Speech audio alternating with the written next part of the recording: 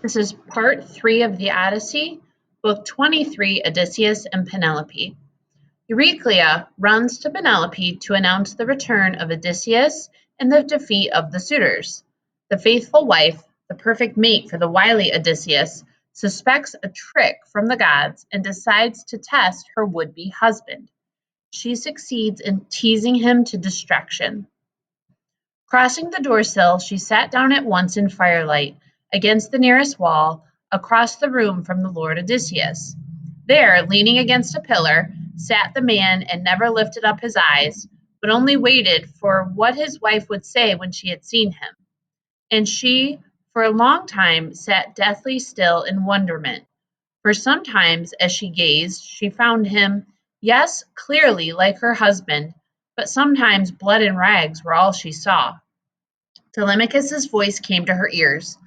Mother, cruel mother, do you feel nothing, drawing yourself apart this way from father? Will you not sit with him and talk and question him? What other woman could remain so cold? Who shuns her lord and he come back to her from wars and wandering after 20 years? Your heart is hard as flint and never changes. Penelope answered, I am stunned, child. I cannot speak to him. I cannot question him. I cannot keep my eyes upon his face. If really he is Odysseus, truly home, beyond all doubt we two shall know each other better than you or anyone. There are secret signs we know, we two. A smile came now to the lips of the patient hero Odysseus, who turned to Telemachus and said, Peace. Let your mother test me at her leisure. Before long she will see and know me best.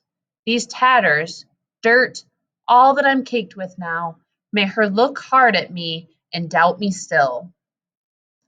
Odysseus orders Telemachus, the swineherd and the cowherd, to bathe and put on fresh clothing. Great-hearted Odysseus, home at last, was being bathed now by Eurynome, and rubbed with golden oil, and clothed again in a fresh tunic and a cloak. Athena lent him beauty head to foot. She made him taller, too, and massive, too, with crisping hair and curls like petals of wild hyacinth, but all red golden. Think of gold infused on silver by a craftsman, whose fine art Hephaestus taught him, or Athena, one whose work moves to delight. Just so she lavished beauty over Odysseus's head and shoulders. He sat then in the same chair by the pillar, facing his silent wife, and said, Strange woman, the immortals of Olympus made you hard, harder than any. Who else in the world would keep aloof as you do from her husband, if he returned to her from years of trouble, cast on his own land in the 20th year? Nurse, make up a bed for me to sleep on. Her heart is iron in her breast. Penelope spoke to Odysseus now.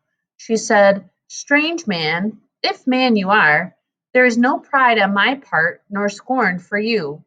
Not even wonder merely. I know so well how he appeared boarding the ship for Troy. But all the same, make up his bed for him, Euryclea. Place it outside the bedchamber my lord built with his own hands. Pile the big bed with fleeces, rugs, and sheets of purest linen. With this, she tried him to the breaking point, and he turned on her in a flash, raging, Woman, by heaven, you've stung me now. Who dared to move my bed? No builder had the skill for that, unless a god came down to turn the trick. No mortal in his best days could budge it with a crowbar. There is our pact and pledge, our secret sign built into that bed, my handiwork and no one else's. An old trunk of olive grew like a pillar on the building plot, and I laid out our bedroom round that tree, lined up the stone walls, built the walls and roof, gave it a doorway and smooth-fitting doors. Then I lopped off the silvery leaves and branches, hewed and shaped the stump from the roots up into a bedpost, drilled it, let it serve as model for the rest. I planed them all, and laid them all with silver, gold, and ivory, and stretched a bed between them. a pliant web of oxhide thongs dyed crimson. There's our sign. I know no more. Could someone else's hand have sawn the trunk and dragged the frame away? Their secret, as she heard it told, her knees grew tremulous and weak, her heart failed her. With eyes brimming tears, she ran to him, throwing her arms around his neck and kissed him, murmuring, "Do not rage at me, Odysseus. No one ever matched your caution. Think what difficulty the gods gave. They denied us life together in our prime and flowering years, kept us from crossing into age together. Forgive me. Don't be angry. I cannot welcome you with love on sight. I armed myself long ago against the frauds of men, impostors who might come, and all those many whose underhanded ways bring evil on. But here and now, what sign could be so clear as this of our own bed? No other man has ever laid eyes on it, only my own slave, Actorus, that my father sent with me as a gift.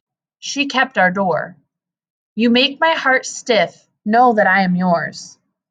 Now from his breast into his eyes the ache of longing mounted, and he wept at last, his dear wife clear and faithful in his arms, longed for, as the sun-warmed earth is longed for by a swimmer, spent in rough water where his ship went down under Poseidon's blows, gale winds and tons of sea. Few men can keep alive through a big surf to crawl, clotted with brine, on kindly beaches enjoy knowing the abyss behind. And so she too rejoiced, her gaze upon her husband, her white arms round him pressed as though forever.